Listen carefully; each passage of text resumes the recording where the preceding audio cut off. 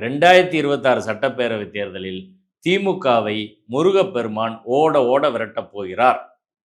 22ஆம் தேதி நடைபெறும் முருக பக்தர்கள் மாநாடு மூலம் திமுக அரசுக்கு முடிவுரை எழுதப்படும். சொன்னவர் யாரு? மத்திய இணையமைச்சர் எல் முருகன். இவங்க அரசியல்ல மதத்தை கலக்காதவங்களா? அரசியல் பேச மாட்டோம்னு இப்படி சொல்றாங்க. இந்த பாருங்க, காடேஸ்வரா சுப்பிரமணியம் 10/6/2025 2026 சட்டப்பேரவை தேர்தலில் இந்துக்களுக்கு விரோதமாக பேசுகிறவர்கள் காணாமல் போவார்கள். எந்த நிகழ்ச்சியில்?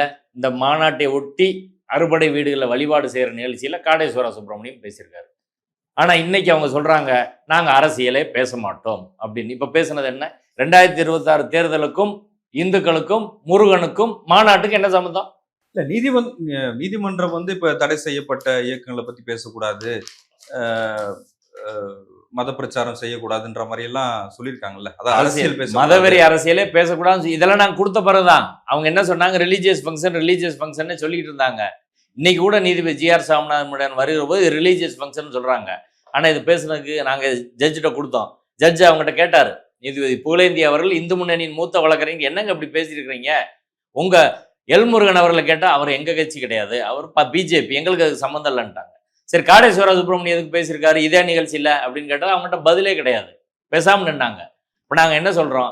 அரசியல் நிகழ்வா? அமித்ஷா இப்போ நிகழ்ச்சி நடத்தினார், எதுத்தம்மா? பிஜேபி டெய்லி நிகழ்ச்சி நடத்துகிறாங்க, எதுக்குறாங்களா? அப்போ கருத்து சுதந்திரம் என்ற அடிப்படையில் அவங்க கட்சி நிகழ்ச்சியை அறிவிக்கிற மாநாடு நடத்துகிற எல்லாம் அதுக்கெல்லாம் எதிர்ப்பு வந்துச்சா? அப்படி கிடையாது.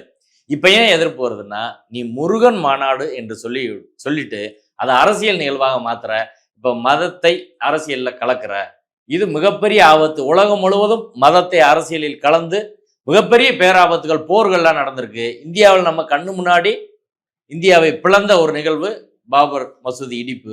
அதனாலதான் இருக்கிறோம். இதை வச்சு பாஜக வளர்ந்துருவாங்கன்னு அச்சப்படுறீங்களா? பாஜக இதை வச்சு வளர்ந்துருவாங்க அப்படின்னா உண்மையிலே அப்படிதான். பாஜக இதை வைத்து வளர்ந்து விடும் அப்படின்னு நாங்கள் நம்புகிறோம். பாஜக வளர்றது தேசத்துக்கு எதிரானது, நாட்டுக்கு எதிரானது, எல்லா மக்களுக்கும் எதிரானது. அவங்க கிளவராக சோசியல் மீடியா டீம் ஆயிரக்கணக்கில் வச்சுருக்கிறாங்க. அதை வைத்து பொய்களை பரப்பி உணர்வுபூர்வமாக பேசி அவங்க என்னைக்காவது மக்கள் பிரச்சனை பேசி மக்களை அணிதிரட்டிருக்காங்களா சொல்லுங்கள்? பெட்ரோல் டீசல் விலைக்கு பேசியிருக்காங்களா? மதுரைக்கு எய்ம்ஸ் பற்றி பேசியிருக்காங்களா? இல்லை மெட்ரோ ரயில் திட்டம் பேசியிருக்காங்களா? மதுரை வளர்ச்சிக்கு ஒரு ஐடி நிறுவனங்கள்லாம் கொண்டு வர்றது, ஏதாவது கல்வியை பற்றி பேசியிருக்காங்களா? ஆனால் உணர்வுபூர்வமான பிரச்சனையை மட்டுமே பேசி அரசியல் செய்கிற ஒரு கூட்டம் வட மாநிலங்களில் அப்படி செஞ்சுட்டாங்க. இந்த சமூகத்துக்கு அது நேர் எதிரானது. மீண்டும் இருண்ட காலத்திற்கு, மனு தர்ம காலத்துக்கு நம்மளை இழுத்து செய்ய நினைக்கிறார்கள். அதான் பிரச்சனை.